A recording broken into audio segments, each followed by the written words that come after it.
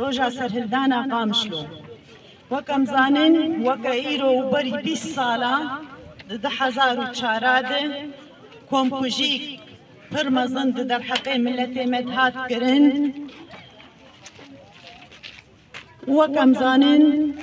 دەست لە دووێ کۆمکوژیە هەبوون و تایبەت دەستێ ڕێجیمی و دەستهلاتی ئەو لە کاریە دەبەرێ ئەو تەبلهەویژی ژمە العەبا قامشلۆ دەست پێ کرد دۆرتا هەردوو تیمادە تیما جیهاد و فتوێدە ئەو ئێریشا گۆچێ بوو مخابن گەلک خۆرتێمەی چەلەنگ پێت هاتن و کوشتن و هەروەها گەلک بریندارژی بوون لەو ڕاژی پشتی وێ هەموو دەبەرێ کوردی ji dêrikê heta cendirêsê rabûn bi Qamişlor bi yek deng û yek helwest û em zanin miletê me Kurd qelenekî pir buha da gelek pakrewan çûn û gelek birîndar hebûn bi deha û bi seda xelk hatin girtin hatin eskencekirin û gelek mal û milkê me Kurda hatin wêran kirin lewra jî em dibêjin ئەو ئێریشا برەنگێکی هۆڤانە و مومەنهەج وێ چاغێ ژی دیکتاتۆری ستمکار لە عێراقê hatibû rixandin û destpêka damezrandina Kurdistanê başûr bû lewra jî ew kîn û zikreşiya xwe gişt li ser miletê Kurd pêk anî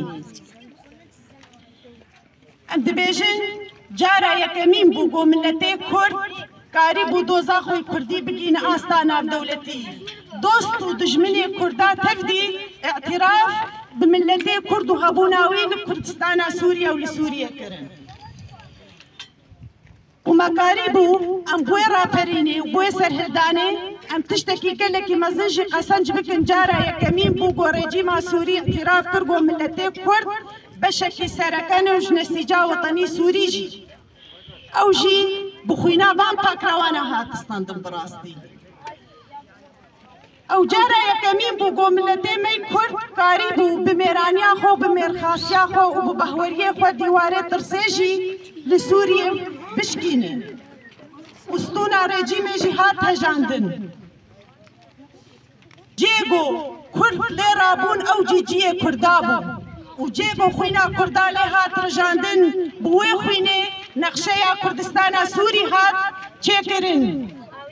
û cara yekemîn bû got doza Kurdî derket asta navdewletî